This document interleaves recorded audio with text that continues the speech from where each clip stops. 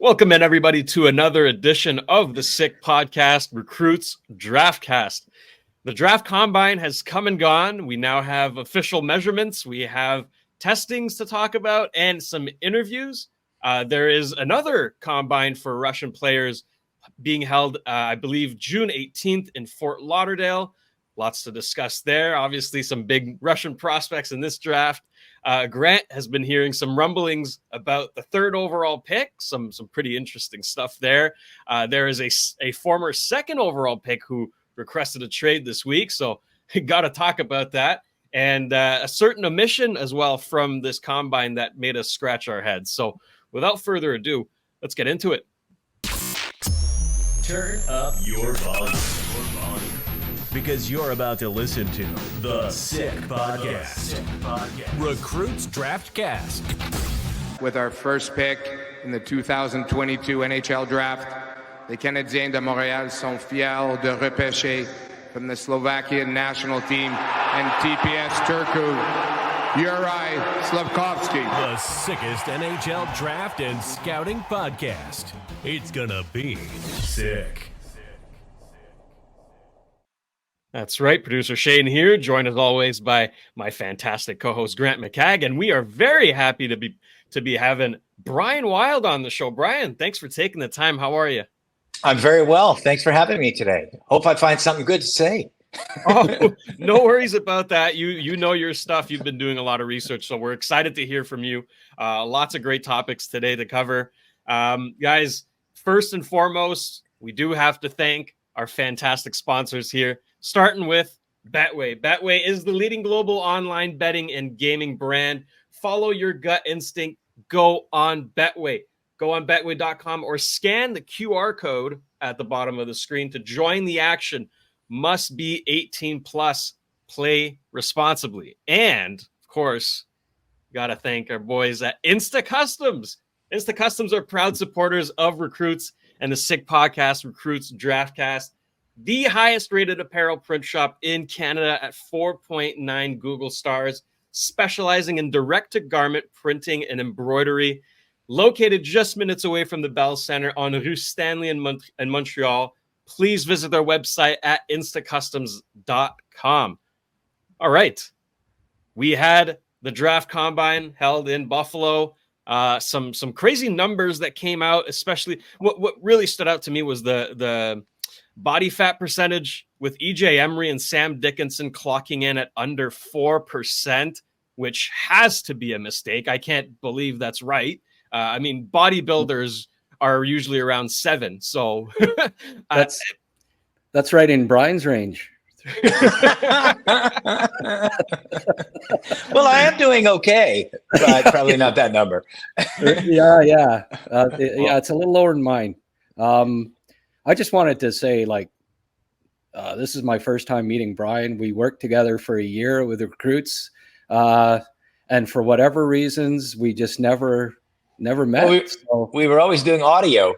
Yeah, that's right. I mean, we did some audio podcasts, and we talked on the phone a lot, and I mean, text messages to each other thousands of times. But this is it's virtual, but hey, it's still first absolutely. Meeting.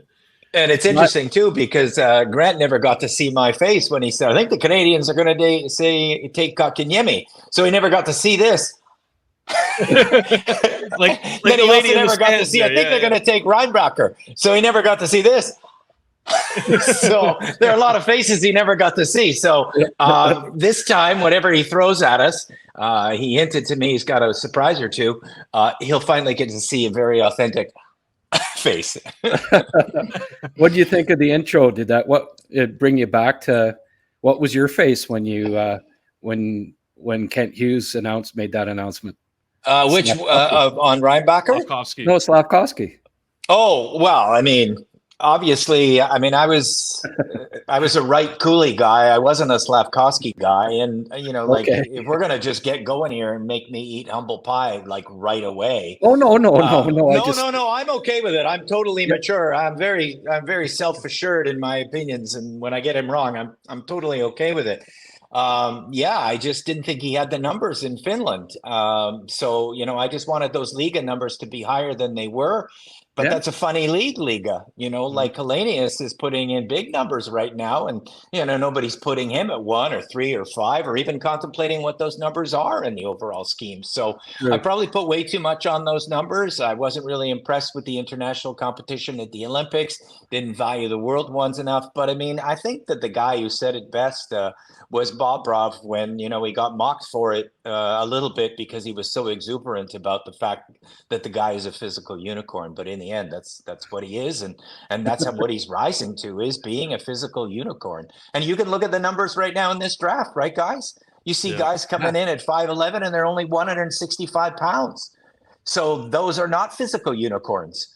Like he went into the draft at 215, 220, and he had to come off his first camp weight of 235 to play better and skate faster. So Bobrov got it right. Grant got it right. I got it wrong. It's okay. And look at Shayne right now, even. I don't think anybody saw it being that bad, except for maybe Grant again. The Grant. No, but he's not doing well. I mean, Yeah, he's not doing well. Oh, I didn't bring it up to, to make you. But he's got plenty of time, in Shayne Wright's defense. He's got plenty of time still. We're, one of the things that philosophically we always say is you get 5 years, right? Yeah, you get 5 years. Exactly. Yeah. So let's get. What was your question again? Yeah. Started to talk about the combine and how interesting it was, but I think we should start with the omission. There was a player that was not invited to the combine who scored 69 goals in a total of 85 games this season, including the playoffs, that being Justin Poirier from the QMJHL. And Grant, that you told me that puzzled you, right? Yeah, well, I had a little bit of a Twitter rant there a couple days ago, or X rant, or whatever you want to call it. But just like the kid scored more goals than any other player in the playoffs in junior. He scored 69 goals, which was more than any other draft eligible player, like playoffs and regular season combined. And he at the very least, he deserved an invite, I think, I mean, scouts I talked to think he's going in the third round. Mm-hmm. Now that there were 100 players invited, and that didn't include Russians and other. So certainly the guys that I know think that he was one of the top 90 prospects or 96 prospects in the draft. And it seems like there's a little bit of a bias towards, if you're a shorter QMJHL player, there's a bias there, like look at Marchessault. He was never even drafted, and he's the reigning Conn Smythe winner. And then what do you think of that, Poirier not getting invited, Brian? Well, I mean, it when you have a total that high and you are that dominant in your own league, it certainly seems like a bias against either size or the Q. Yeah. Yeah. Okay. I don't know which one the bias is against, but somebody, when they made that call, went Q or too short. There are short. Maybe it's both bias. Like if you're not that tall, but you play in the Western Hockey League, you still get invited. Or you need to be tall and play in the Q and get invited. Maybe it's a bias of both of those things. But yeah, when it obviously sticks out when the guy scored that many goals. Mm-hmm.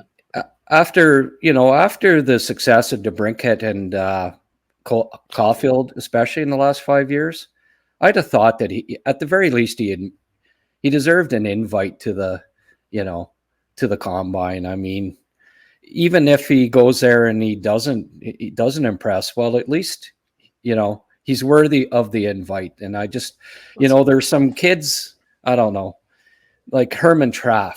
He's a big Swede that scored like no points, but he's 6'3" forward that, they invite him instead of the kid that scores 69 goals in the CHL. It was disappointing to me, but this is the long-standing thing that is just so fun and makes a draft. Like you've got people that you're just wondering, like Zach Benson, can he rise above the height, and where does he get drafted? Because if you just took it on his skill set, he would go higher than that. And so Good then point. he goes where he goes, and Buffalo thinks they've stolen him, but he hasn't really done that great in the NHL, but maybe he will, but he went where he went because of that factor that some scouts just can't get over. Yeah. Well, I mean, he made the team out of camp. So, yeah, he didn't have a great year, but he played in the NHL. So, yeah, absolutely. Yeah. And they're going to think, but I mean, what's the ceiling though? Right. Right. We'll see. Yeah. I mean, but he already proved that he can play in the NHL. So sure, absolutely. Just, and so did Caulfield at 15. And I mean, it's a fascinating story. Like you always, every single year, you've got the guy that, seems a little overvalued, and you take a shot on him because he's 6'5", and then he maybe doesn't have, like, even Grant and I were texting each other the other day about Jason Bonsignor, which is a big name in the past, but that kid went to the Oilers at 4. He was a smooth skater, 6'4", but there wasn't the middle of the ice that he ever liked. And so he never, achieved his height and his skating status. And so, I mean, I just find it fascinating. And that's probably one of the reasons that I'm really passionate about the draft, is it's just such a crapshoot and so much fun to assess it years after it happens. Right. It's not it's an impossible science, right? It's like, as much research as you want to do and as much philosophy as you have, there's no right way to predict, and that's what makes it fun. Guys who get it right, you're like, wow, how did you do that? Exactly. Yeah, but I just felt like that it was just such a shame. I mean, this is a player who scored above a goal a game pace in the playoffs, right, when it mattered most. Yeah. And I feel like, inviting him to the combine would actually help, if anything, because we all know the height discrepancy, right? the lacking height, we will say. But what else, is he lacking at anything else, or is he actually like a pretty strong kid? Does he have good agility? Is he physically fit enough to potentially be an NHL pick? So I thought this was a real shame, but otherwise, I mean, there was a good about 100 players there. So let's talk about maybe some measurements, some testing, some interviews, some rumblings that you guys maybe took away from this combine. Go ahead, Grant. Okay. Well, I thought it was interesting that Jet Luchenko, I think, is a bit of a sleeper. Strong kid. People talk about how important is the testing. And I think it's important when somebody really blows away the scouts, just like plus minus. If there's such a difference, then it's important, right? And I think it's the same with the testing. And he just, I guess his leg power just amazed scouts. He's really put together well. And go. Let me ask you then about Baudouin, who you discussed and you liked at 26 before. He tested beautifully. Oh yeah, but that wasn't a surprise to you. Everybody expected that, because he's just a gym rat, workout machine, So there wasn't a surprise with him really. I think the kid that may have helped his stock more than anyone, and it's someone funny that you texted and were wondering about if the Habs might be interested in at 26, and that's Letourneau. Dean Letourneau of 6'6.5". But I saw a couple of photos of him, and then I saw him doing the broad jump, and he's well put together. Like, he's in really good shape, and he really impressed everyone at the combine. And I think he's moved back up, 20 somewhere in the 20s, right? Probably. Wow. And I really think Montreal at 26, I really think that I think they want to try to leave the draft with 2 legitimate top 6 forwards. Now, whether one's a player or it's 2 prospects remains to be seen. I think they're going to kick the tires on a bunch of guys. But what I think might happen is that they take a bit of a home run swing, because they have 2 first-round picks, And if a kid like Letourneau, who, I mean, his ceiling's really high, right? But the floor is, there's a bit of boom or bust there because of the level of competition he played in. You still don't know just how good he's going to be against better competition. So what I think they might do is talk to some teams about, okay, if the guy we don't want, or the guy we want is gone at 26, we'll make this trade and we'll give you the 26th pick and this player or whatever it is. But if he's there, we're going to make the pick. And a kid like Letourneau, for instance, I really think that the Canadians would like to, you know, they're going to pick a forward at 5, I believe. And then at 26, if a kid like Letourneau, who I think has, you know, legitimate second line potential, if he puts it all together, if he's there, they'll make the pick.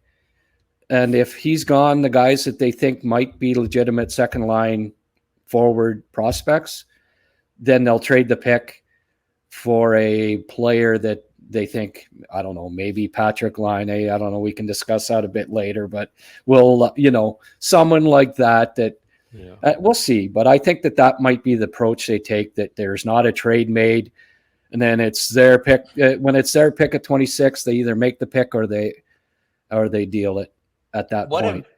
What everyone always asks me is, what about getting up to that top echelon range where I put it around 15, 16, and it seems to drop down there at that point? But everybody asks that, and I go like, yeah, sure. I mean, obviously you'd like to do it, but there's a reason it doesn't happen, is because the other team likes the 16 pick too. Yeah, that's right. So, I mean, it's a pie in the sky kind of thing. So I think what you mentioned, Grant, happening at 26 is a lot more possible, and therefore more logical, because you have a willing participant in your trade. And at 26, because at 16, it's just bait. There's just nobody like who owns that pick is going to say, well, I understand that the level drops down at 15 too, you know, and the GM is not a complete idiot. So, I mean, you've got to really throw some enticement in that to move 26, 16. It might even be as much as 2 of those left-handed defensemen that the Canadians feel are in surplus. And people might look at that and go, what? That's pretty dear. But that's what it'll take, or you won't find a willing participant. So it's not as easy as it always seems to the people that just, you know, make the suggestion and think, it's done. I suggested it. That's it. PlayStation. Yeah. Yeah. PlayStation. Yeah. Exactly. Oh boy.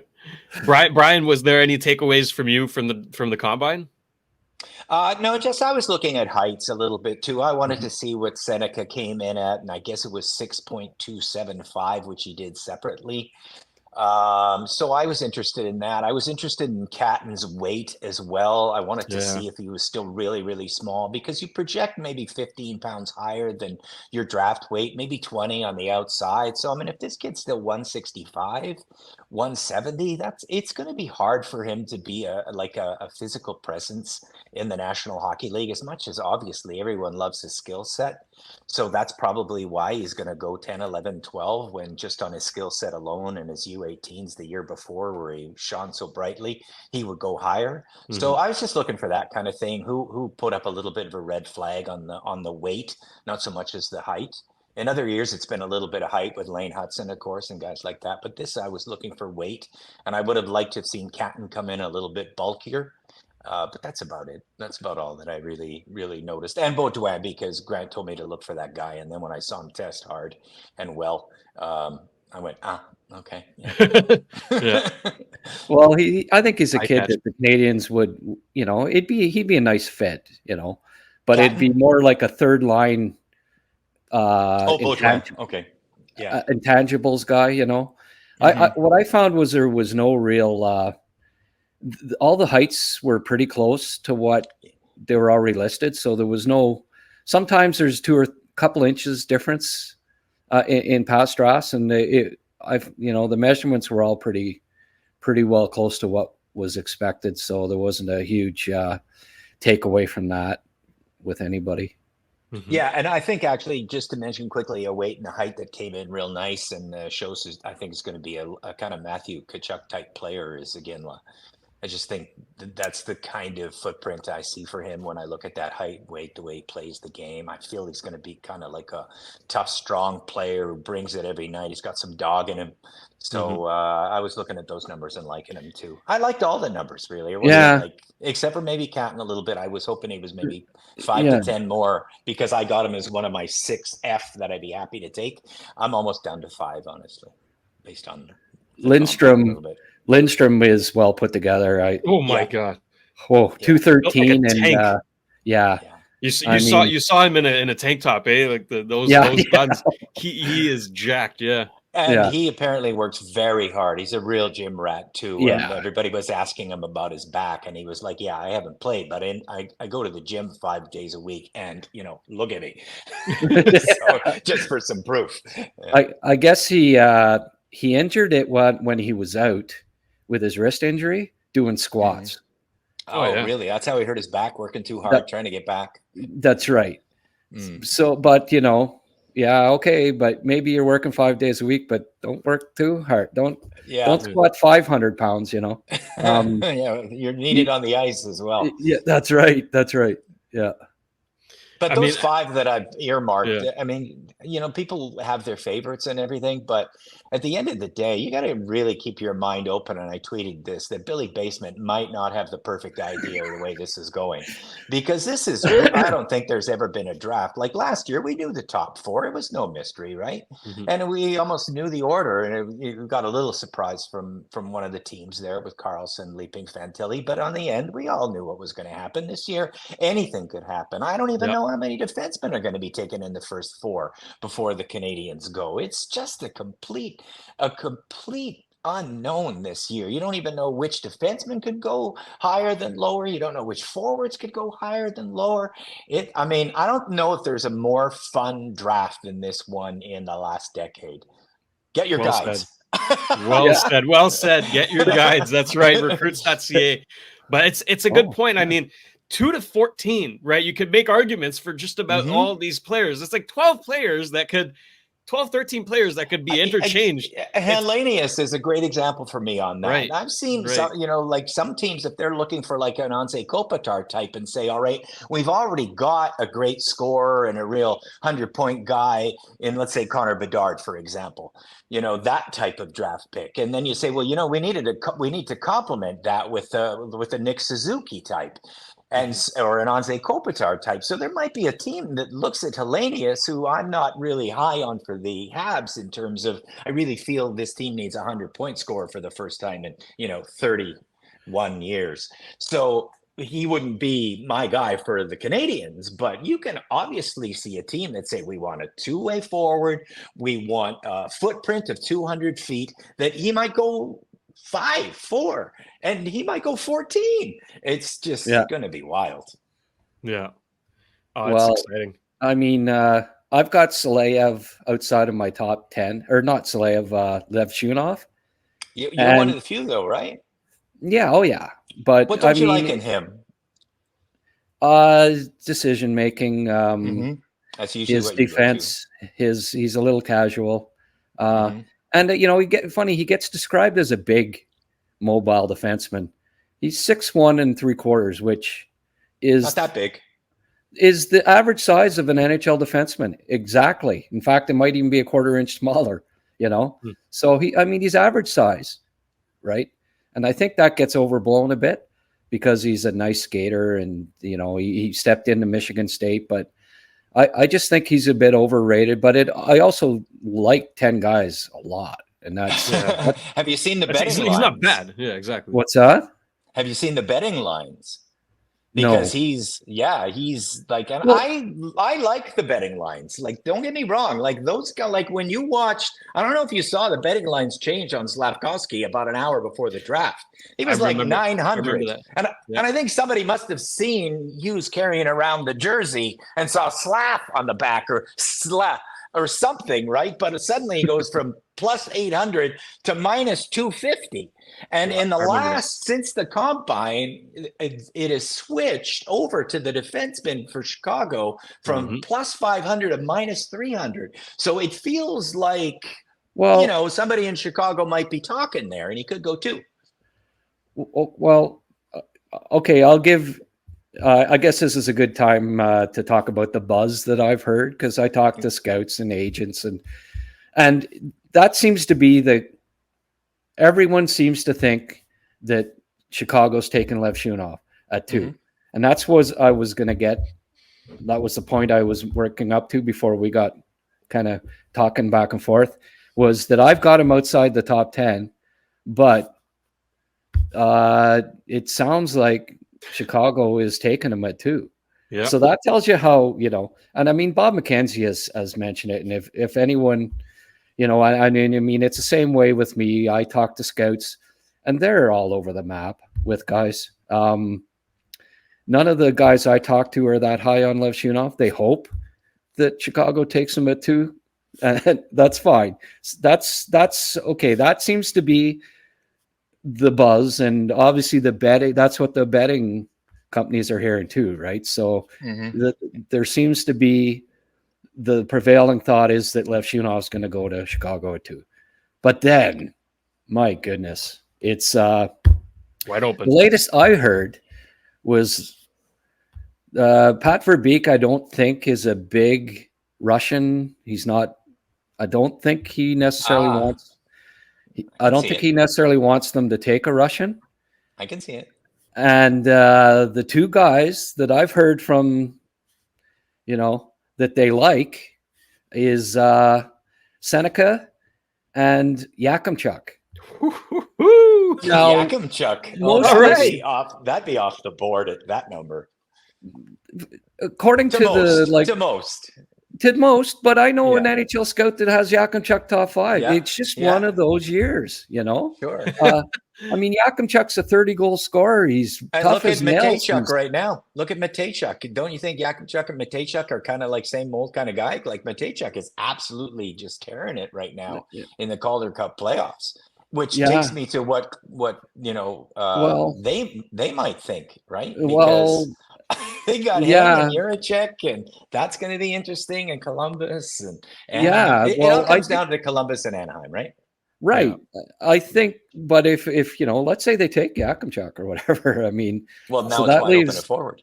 Yeah, I think that Columbus is going forward, and if you ask me, I think it's going to be between Seneca, Lindstrom, and Demidov. And if all 3 of those guys are available, I think they go Demidov, but I don't know, and all I know is that Montreal's gonna have a crack at least one of those 3, and those are the 3 for me. And I think Brian is the same. Maybe is the first 3 guys that he'd like the Canadians to grab. It'd be between those 3. Well, I just to run over it completely. You've got obviously Celebrini going at 1, and if the 2, and they're correct, is Levshunov at 2, and then it's between, and just I really didn't think of it from the Verbeek point of view, but I've interviewed him and I know him, and I think I agree with where his head might be at there. That's a little bit of a wild card. I think Columbus is going F. They've only got really Fantilli. They probably like some help for Gaudreau, and I think they've already got a first pairing in Matejchuk and Jiricek, really. So I see them going F. So that's the second F, and then the third F. But whoever they take, boy, who they don't take is still outstanding. It could just as easily be the best of the lot. Yeah, holy F. Holy F. Let's say they take Demidov. Now you've got between Lindstrom and Iginla and Seneca, and you are not losing whoever you choose there. Well, that's it. I mean, you've got a winner. And let's say instead they take Lindstrom. You are not losing if you take Demidov or Iginla or Seneca. You're just not and I couldn't, this is where I always say, find us in 5 years, because just look at every single draft in the last 30 years, if you ever did a redraft of any, you would never, even the 1 through 5 wouldn't be the same. Never mind the 5 through 10 and the 10 through 15. It is just not a known thing. So like if somebody would be, super disappointed you didn't get Demidov, well, just wait it out, man. Yeah. Wait it out. The best guy, could be Seneca. You don't know. But what you're fighting for is where you get to say, I'm Kent Hughes, and I just drafted a top 6 forward. That's it. And that's a guarantee almost. Oh, yeah. So notice you're an Edmonton native, and I am. You root for the Oilers. What's going on there? You jump ship there after going down 3-0? Go what? Hawks! Oh. Take a D. Take a D. There you go. Geez, I don't know, man. Like that series, I won't get us off track too hard here because I know it's a draft podcast. But I mean, when the other goalie's doing 9.85, what the hell are you going to do about it? What are you going to do about it? Sometimes in hockey, you get goalied and nothing else matters. And people can nitpick, in terms of what production has come out of the top players. Well, they're the ones that are getting stopped, by this 9.85 goalie, and they can nitpick defensive mistakes. And sure, they've made some. There are always defensive mistakes in every hockey game. But, the bottom line at the end of the day is the damn goalie's doing 9.85 and the other one's doing 8.95. And you're not winning a cup when that happens. Not much of a mystery about it. I'll just have to wait another 31 years like the rest of you. Yeah. Not much of a mystery who's going to win the Conn Smythe, I don't think. Well, it is, though, isn't it? Barkov, I think, is kind of in the running, too. I think Bobrovsky will win it, yes. But I think Barkov is getting a lot of praise, too, isn't he? Or is that just the smoke screen so everybody's interested? He should be getting praise. Well, he's been fantastic. For me, Bennett as well. Like the three of them have been just lights out, And tell me that Forsling hasn't become one of the top defensemen in the league, eh? Yeah, they were so shut down last night at the end of that game. It was so calm. That last 25 seconds, I was like, when that started with 25 seconds left and the puck was in the corner, I was already saying, for God's sakes, that's never coming out.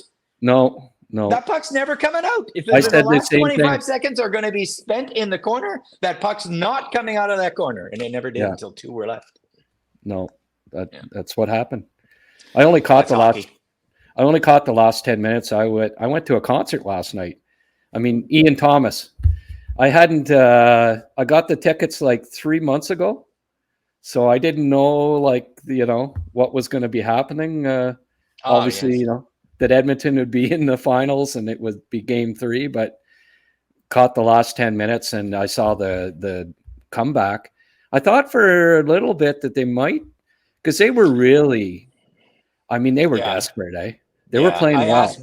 I asked Baby Jesus for one more goal, but I did not get it. Yeah, I saw that. And I love your Billy Basement, I think, is a great description for, the draft know-it-all on Twitter. Right.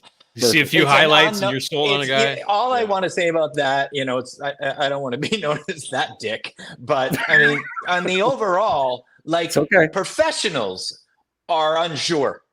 Yeah. Right? That's the only point I want to make is professionals are unsure. But Billy Basement's coming at me with 100% knowledge that the best guy is going to be my guy. Yeah. That's the only point I'm making. How many people that say there's no way that Demidov will be there at 5? That you're crazy. Well, there's always a chance. Yeah, in this one, there is we're not saying Celebrini at 5 here. No. Well, Seneca could be a 100.63 winger. I did a scouts poll, and he was top 2. Only one guy was top 2 in stick handling, sense, and what was the other one? Stick handling or vision, sense, and playmaking. Okay. Now, if you're top 2 in all 3 of those, that tell me that's offensive. He oozes offensive potential. And he's only going to grow into his body. I hear that, Anaheim might take him at 3. I think Columbus likes him. You know, They talk a about lot. the dinner. I have a theory. We know that there was a scout or GM that Bob polled that he was 5, right? Yeah. Okay, so but we don't know whose list that was. But what about this? What about if there was a team in the NHL? Oh, I don't know, a team. Let's just speculate. There maybe is a team that is only interested in forwards. Right. Yeah. Well, okay, so if there were a team, like, do we think Seneca's the 7th forward? 5 is not a stretch at all, right? No. Like, there, and because everybody's thinking of it in terms of public lists. Well, a public list is going to go forward defenseman, because that's just what I do. I go forward defenseman. But the Montreal Canadiens, I wasn't going to say who the team was I was thinking. But a team may only have a list that's forwards because they're ranking defensemen lower because of their need, and they don't see one standing out as being so superior that he should be a 2, 3, or 4. And I think your Levshuna point is to that end, right? Because, you know, like somebody puts him at 2, and then you don't even have him top 10, right? Somebody puts the Denver kid, boom, and puts him, Patrik, and puts him. Like, no one has kind of separated himself out, and everybody's saying, so the Montreal Canadiens could say the same thing. I don't know if Parik's going to be better than Boom, is going to be better than Yakubchuk, is going to be, you know what I mean? So they just go, well, it's a whole mishmash, hosh-posh anyway, and we need a forward, and so here's our list of forwards. Yeah. And Seneca's at 5. It's not a surprise or a shock or wrong or anything. Yeah. And that was a month and a half ago. Maybe he's 3 now. Well, maybe they had Catton ahead and then went, Catton's kind of small. You watch the playoffs? Yeah, he didn't score a goal in the playoffs, and that you know, I think I he meant was the NHL playoffs there, but yes, you're right. Right. No, but in the WHL playoffs, and you know, I factor in the playoffs. It's always important to me, and it's one of the reasons why Seneca rose for me, because he just was. Well, you saw it, Brian. You watched some games. He blew us away. So yeah, he did. Yeah, you know. I was very, very impressed. And when I was forced to watch him, I really knew nothing about him. You know, suddenly I started getting texts from this guy in mid-February who was saying, "There's an up-and-comer you got to start watching," and he's in the middle of the screen right now. And I said, okay. And then I, you know, obviously still following the Habs, only have so much time. But in the playoffs, I started to watch his game specifically, and not just the highlight reels. And he's got some pretty magic hands. Yeah. If we circle back here to the combine, there is another aspect of the combine that we have yet to discuss, and that is the interviews, right? There where I think personally the most important part of the combine, because you get to learn more about the person, not just the hockey player. You can just watch tape if you want to learn about him. But we kind of got a glimpse into the personalities as well. And to me, I think, you know, we talk about Levshunov. I think he wins personality of the draft. That guy just seems so much fun to be around, always smiling, joking. So I want to get your takes. Did anybody kind of, did that change anything to you? Did you spot any red flags with the small little tidbits of video that we saw? No, I can't say that I saw a red flag there. That's such a hard thing. I mean, they'll figure it out for themselves because they're there for the entire time to get the authenticity of the answers. But I think it's an important thing, but I can't say that I am able to evaluate anything from it. But you look at Slafkovsky, he interviewed so well, and he was just, you know, magnetic. To them, he just obviously was a guy that was Montreal material, that he could handle the fishbowl, and not only handle it, but thrive in it and actually want the fishbowl to be bigger. So when Montreal does its interviews, I've got to assume what they're looking for is a guy that says, bring me the fishbowl, because I know it's coming. But can I assess that from the, you know, I'd have to be a fly on that table around the dinner that they had. So, but I'm sure they did their due diligence, and they seem super smart in that area, and have succeeded in it so far. So I'm not expecting anything different. And then that's one of my philosophies with the team right now, considering what I thought of the previous regime, is I just don't think this regime has made any mistakes. So who am I to judge? You know, like It's just the trades, the way they've handled the draft, the way they, even when how they handled Monahan last year, they saw that the market wasn't really all that good, and they were one of the few that got a first when everybody else was thinking their assets were going to get firsts and got thirds and fourths, and they just seem to understand the marketplace. And I think it's his agent background that's helping him to see both sides of the coin so well, and have education in both aspects of the job. I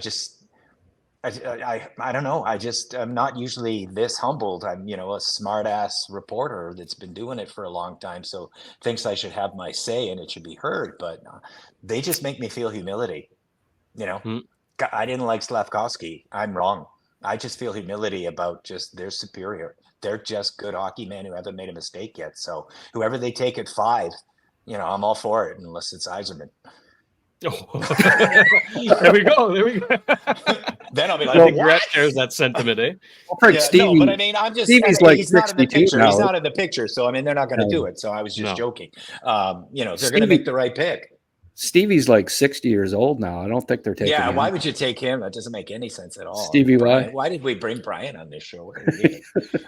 Yeah, I don't think they're taking Stevie Y at 5. He's 60 years old now, but no, I'd still take him over Cole Yzerman. But anyway, no, the other one I just like to see play a more complete game. He worries me that if he's not scoring, he's going to be a liability instead of somebody that's still working to the favor of the final score. Mm-hmm. Apparently they took him out to dinner. The Habs, is that? Yes. Yeah, and that made me think that maybe they're trying to move up to 16 because I mean he's not going to be around at 26. No. But then that goes to what I'm saying about them wanting to, I think, lead this draft with 2 legitimate top 6 forwards. Mm-hmm. Hey, listen, as a reporter of the Canadians, I mean, obviously, I know that this team would love to get into that, even the Nygaard area, because he could be somebody great too, who's around 15-ish. There's some talent there. I forget the kid's name of the American who's really highly touted, but he's got the off-ice issues. My apologies. Connolly. Thank you, Connolly. I don't think they'll go there. He's super talented, but wow, those are some serious off-ice issues, and I don't think they're going to take them on. But somebody, if he turns into a man one day, is going to get a great hockey player there pretty late in the draft. Mm-hmm. Yeah, for sure. And getting back to the Lefshunov there, it reminded me. You're talking about how funny and da. I remember thinking and saying the same things about Nikita Sherbak when he got drafted. Right? How funny and effervescent, and like you can only put so much into that. You still got to be doing the hockeying. You still got to do the hockey thing. Yeah, it's not. They're not. You're not drafting guys to be comedians. Exactly. But Sherbak to me is sorry, Grant, my apologies. Sherbak to me is just like the perfect example of like what you get at 25. It's a real hard land. It's a 50-50 prop, man. Trevor Timmons knows that better than anybody with the criticism he took. It's you failed on your first round draft choice. Well, it's not the 95% success rate of the 4th pick. It's the 45% success rate of the 25th pick. So let's rewrite. And Billy Basement liked the Sherbak pick more than any that they'd made. Like they didn't like Juleson, they didn't like McCarron, but Billy Basement loved the Sherbak pick because he might have been an offensive player, right? Yeah. But Billy Basement always wants you to go with the boomer bust guy. Yeah. But you got it too. I like the pick too. I watched him in the Western Hockey League. He was a great player there. Yeah. And then he had a nice run in Laval too. And then he just, something. But that just shows too, like you can have the progression, but I mean, at the end of the day, the guy's got to still want it. You know what I mean? Like Galchenyuk had great progression, but then you still got to want it more than the other thing that you ended up falling in love with, without saying what it is. It's why the floor is important. It's just as important in the first round pick as the ceiling. Yeah, because you got to weigh both and balance it. And there were teams that didn't want Sherbak because they weren't sure about his defense, and was he too soft? And all those things ended up being legitimate concerns. Grant, and that's why he didn't make it. Whose floor you don't like? What's that? Is there anyone whose floor, Grant, you don't like? You worry that there's like Letourneau, you said obviously he's got a real high upside, but obviously the floor is low too. Is there anyone in the Canadiens range at 5 whose floor worries you a smidge? Not at 5. Because I think that they're out of the 4 guys that I like Demidov, Lindstrom, Seneca, or Iginla. Mm-hmm. All top 6 floors. They're all going to be top 6 players. If you have a top 6 floor for sure, then aren't you shooting for the upside? Pretty much, yeah. That's why I lean towards Seneca and Demidov. Right. Because here's the reason I asked that, because if let's say you say, okay, well, we got to make sure we get a floor because we got to add to our top 6. And so if you can say that all 4 of the guys that you like, because obviously Catton is the one you took out of the mix there, all 4 of the guys you like definitely are top 6 forwards. And you feel comfortable in that they're going to get you floor-wise 60, 65 points floor. Right. Now you got to shoot for the 100, right?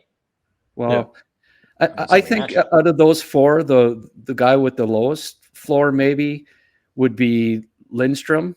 Just I don't know how high his offensive upside is, but and I mean, will he be a better center than Doc down the road? We don't know that. Like Doc was a top 3 pick for a reason, and I think has Doc already shown it as a pro. I think Doc is a better playmaker for sure, better vision, better puck possession guy. Mm-hmm. So I don't know that the Canadiens, but yet that means Lindstrom would go on the wing, and I think he'd be a fantastic winger too, right? Yeah. So he's a second line winger all day.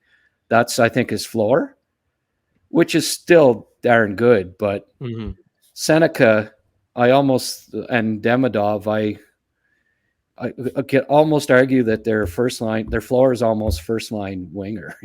They're close to it. So that's why I give those 2 the edge over Lindstrom and Iginla. I just think their floor and their ceilings are just a little bit higher than both of those guys. Yeah, and Catton too. he's still got to be. He's never been in your mix, really, right? No. I don't think he'll be better than Doc as a second line center. I don't see them the fit. They already have 2 to 3 guys that are undersized in their top 6. And I don't think ideally they want, they want at least 3 guys that are big in their top 6 and Grant, you're a big believer in like a lot of centers go to the wing. Like you've been saying that about Will Smith too, that, I mean, this guy's going to have to learn a lot of things to become a center in the NHL. So the chances Catton is a winger are pretty high, no? Yeah. I think it depends on your fits, right? Mm-hmm. Like he could be a heck of a first line winger, right? Mm-hmm. Yeah. Which is cool, but is he going to be better than Slavkovsky? And I think when Montreal, you look at it and you say, okay, 3 years down the road, where do we think this guy will slot in our lineup? Now, is that better than where we think Seneca will, or this guy, or this guy? Like, I think Seneca can be a first line winger with Slavkovsky, right? Yeah. I don't necessarily see that with Iginla. I don't know that Iginla is going to be better than Caulfield, maybe. But will he be more of a goal scorer? Maybe. And Demidov? Demidov, I see it. I see him being a first-line winger better than Caulfield. So cool. Okay. That's why I have those 2 guys just a nudge ahead of Lindstrom and Iginla right now. For if it comes down to those 4 being there, or a combination, hopefully, I'm pretty sure that either Demidov or Seneca is going to be there at 5. Mm-hmm. Really? one of I'm the two. 50-50 on Demidov being there. Right. 50-50. But well, I'm 50. You know what? Honestly, I'm 50-50 on all of them. Well, but what I'm Thanks, Brian. We're so happy we brought you on. but what I'm hearing though, Brian, though, for Anaheim is Seneca over Demidov. So Wow. that changes what my thinking. Like I almost think that's gonna be an experience in Twitter humble pie.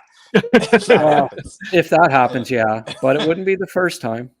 Yeah, true enough. Billy, I know this. I know Bashful this. Billy Basement. So Billy Basement. Yeah. So I'm on we the talk 6th about floor here, by the way. I'm not in the basement. We talk about. It may look like it from the roof, but I'm on the 6th floor. Ceiling. We talk about Demidov here, and right this week, Dan Milstein is hosting a Russian combine in Fort Lauderdale. So I'm gonna ask you guys, like, what are you expecting to see? What are you looking for teams that are going to be going there? How can, it's a pretty good crop of Russians, right? You got Demidov, Silayev, Surin, who you're a big fan of, Grant, right? Chernyshov, Artemanov, like the list goes on. There's a good chunk. So what are you guys looking for there? Well, I'm just thrilled they're doing it. That's the only comment I'll have about it. I want to get there. I just want their weights and their heights, and I'm not really going to worry too much about their grip strength or anything. But even though I think Grant told me once that translates to pro more than any other stat, but I think grip strength. But grip strength. It was one of them that was really translatable to. No, I think it's the vertical jump and the long jump. Thank you. All right. Yeah. But I'm just happy they're doing it. I'm happy they're getting a chance and they're getting an opportunity to travel a little bit, see this half of the world. And that takes away a little bit of that anxiety. Like, will the guy stay there forever kind of thing, which is great because nobody needs that anxiety. Exactly. I just think it's great that they're going to be going on the ice, and it's funny how they can coordinate it. The Russians can bring their hockey equipment over, but you can't get Canadians to Buffalo. Like, why can they not have an on ice thing? Like does the NFL have a combine where they're on the field and they throw the football around? Or they test like crazy. They test. They do. Crazy, yeah. Well, and ESPN goes like 3 hours on. Yeah, it's a huge deal. It's a huge deal, and they treat it like it's the most important. Well, everything in the NFL, ESPN treats like the most important thing in the world. Yeah. Well, Brian, we really appreciate your time and your insight. We know you got to catch some soccer here, so start of the Euros. yeah, we're gonna let you go so you can catch that. But we really appreciate it, and it was thank my you pleasure. Again. Yeah, thanks very much. I enjoyed it. Is one of the Euro teams, is their nickname the Blackhawks or what? Like, what's the deal there? I don't have a bunch of, you know what? I probably have team t-shirts like this. Like I got an issue. I mean, I don't need any more. If I live till 85, I've got all the shirts I need right now, but I keep buying them. So I got a thing I need to work out. Caps too. Can we send you a Sick Podcast t-shirt? Would you wear it? Do anything you want. Okay. Who am I to say no? It's the customs, baby. Who you rooting for? In the Euros or because I was gonna say I'm not sure. Demidov or Seneca, probably. England. I always cheer for England because you're just worried about what's going to happen to the villages if they do poorly. Oh boy. Yeah. Oh boy. On that note, bye. Yeah. Take care, Brian. Cheers. Awesome. That's good stuff there, Brian Wilde, everybody. Let us know in the comments if you enjoyed Brian's analysis like we did, and we will try to get him back on the show some other times as well. Grant, there is one more topic that we need to discuss here, and you were one of the first that was high on this. You discussed it on Tony's show, right, a while back about Patrik Laine. You said he could be an interesting little acquisition for the Habs, and he just so happened to have requested a trade. So if you can, I know. Get us your thoughts, and maybe what would it cost to get him? it's too bad that we ran out of time with Brian, because Yeah. when I did mention it, I didn't see him smile or like, I don't think he's that keen on it, but Yeah. I'll have to ask him. I'll have to text him and find out. But unfortunately, we ran out of time to ask him that one. But I mean, I wrote an article about it probably 4 months ago. I wrote an article about it about a month ago. So I'm pro Laine. Well, I just think it's worth the gamble. He's got 2 years left on his contract. Yeah, it's a lot of money, but the window for Montreal to win, I don't think they're going to be expected to win the cup next year. Fair to say. Florida will probably still be, tough to beat in the East.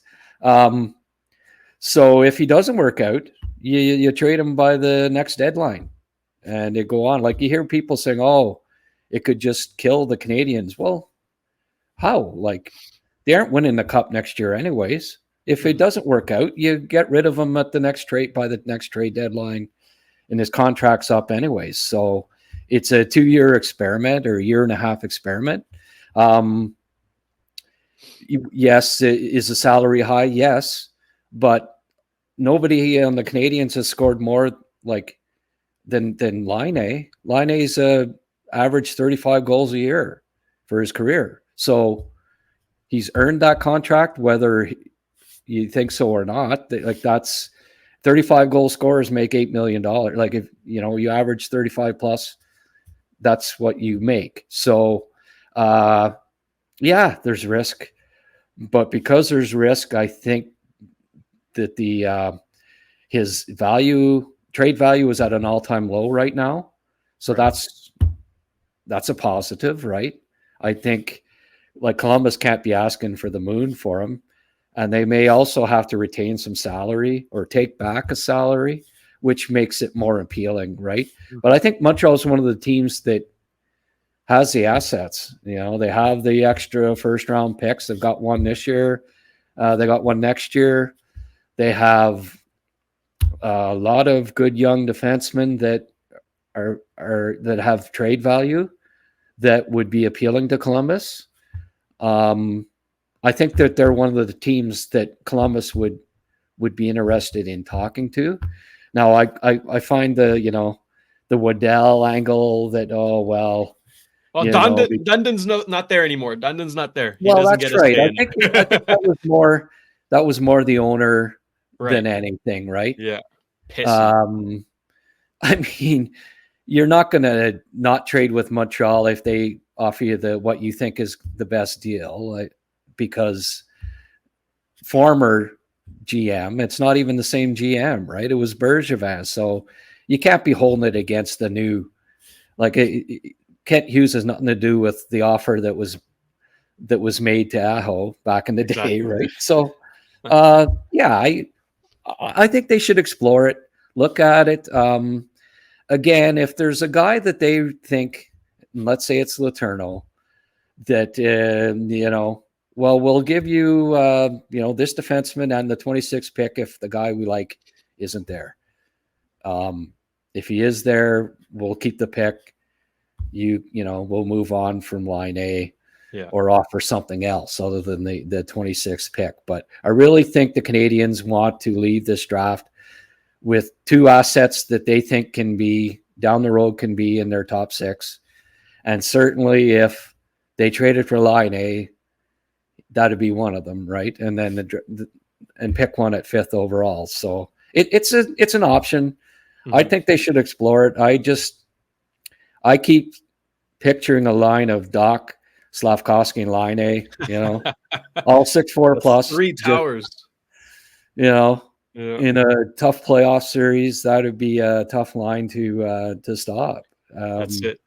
So, yeah, Laine's got some questions, but you got to dig into it a little more. I mean, I've been talking to guys that that knew the situation in Winnipeg and stuff, and a lot of it was jealousy on the Wheeler and Scheifele, and this kid comes in, he's successful right away. He gets, scoring all these goals. He gets a high salary.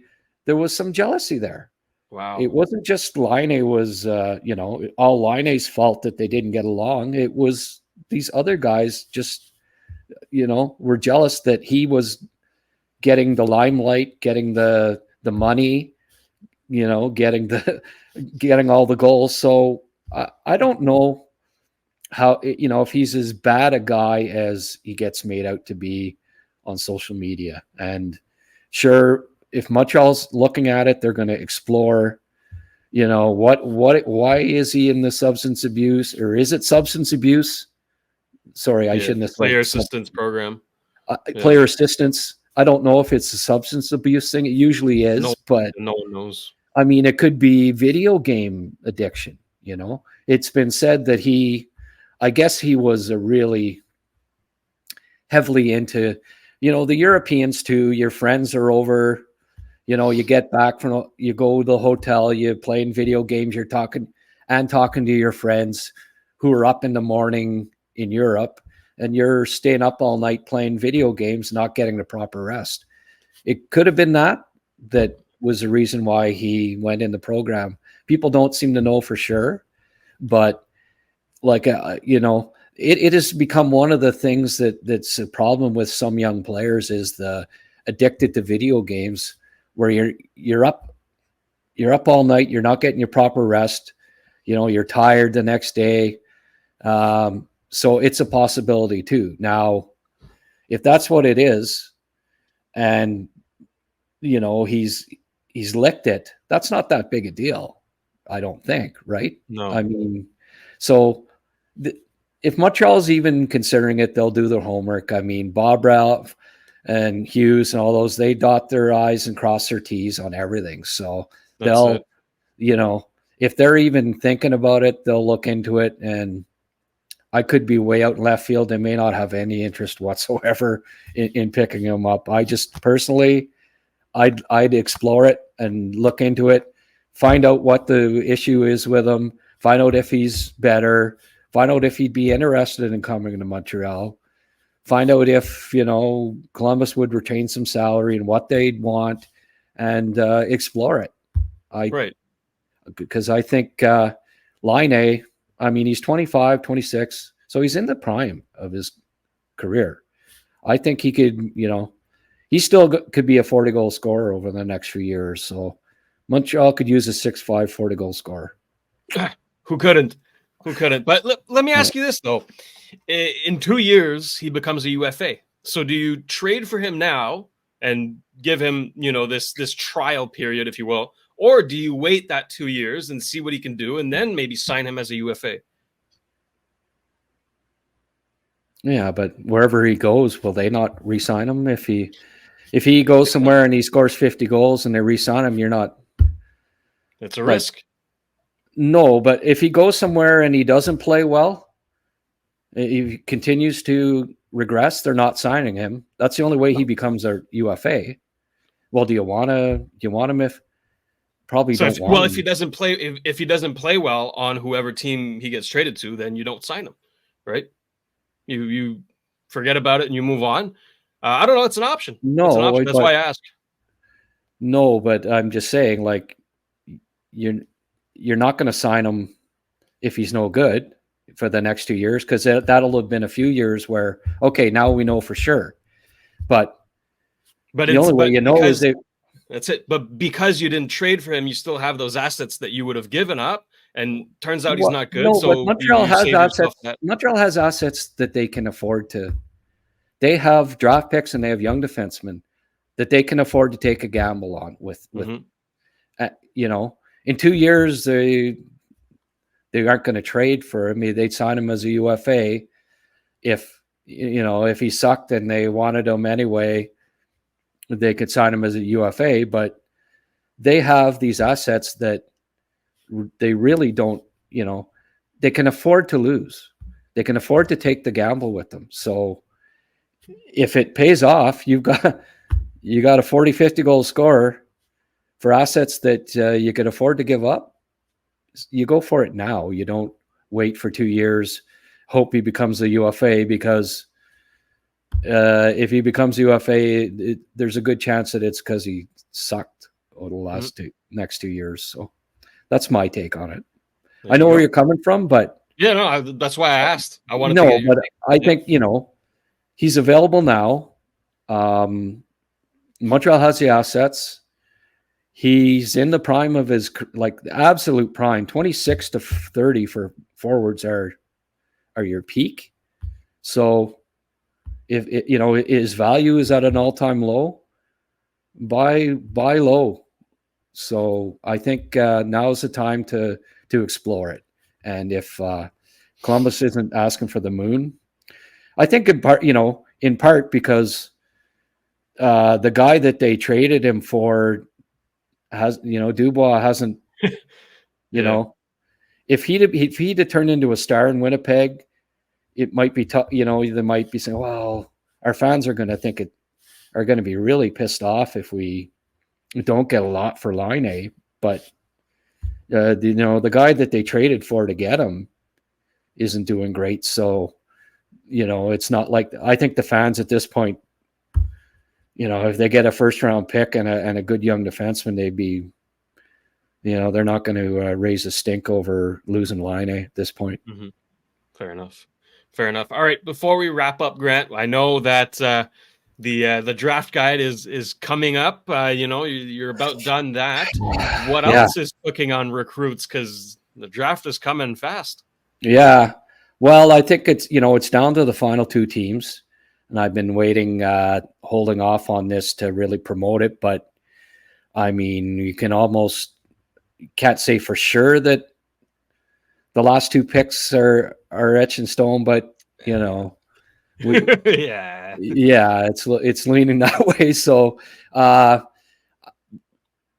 my first year that I had I started recruits, I did a mock draft, where people could, put in entries for $5, and I've got it set up there. You pick the top 32 picks, how you think the draft's going to go. And the person that is closest to getting the order right wins a prize. So how we're working it is, for every 50 entries, the winner gets $100. So if we get 100 entries, they win $200. If we get 200 entries, they win $400. If we get 50 entries, they win $100. So that's a pretty good return. And we're also going to throw in a recruit's hat and one of the sweatshirts. So you'll get, for every 50 entries, you get $100, a recruit's sweatshirt and a recruit's hat. So there you go. It's just a fun exercise. It went really well the last time we did it. You go on the site, go under draft content, you'll see pool 24 NHL draft pool. Put in your entry, put in as many as you like, and let's have some fun with it. Now, if if there's a tie where more than one person has the order, the same number of players right in order, the tiebreaker will be who had the most first round, like the first out of 32. If they had 30 right, that'll be the tiebreaker. Now, if they're still tied, we'll split it between the 2 winners. But the odds of there being a tie are really low. Trust me on that. So, be lucky if you get 10 right out of the 32. But it should be fun. It's just a little extra something to have fun with coming into the draft, and you'll get some gear, you'll get some money, and you'll get, more than anything, you'll get bragging rights. So how about it? That's good stuff, Grant. And that'll do it for us this week. Let us know in the comments which player impressed you the most at this combine. Now the draft is literally 2 weeks away. Like it's right here. So we strongly encourage you to subscribe if you haven't already, and turn on the notification bell to get an alert whenever we upload a new show. I will be in Vegas, if you hadn't heard already.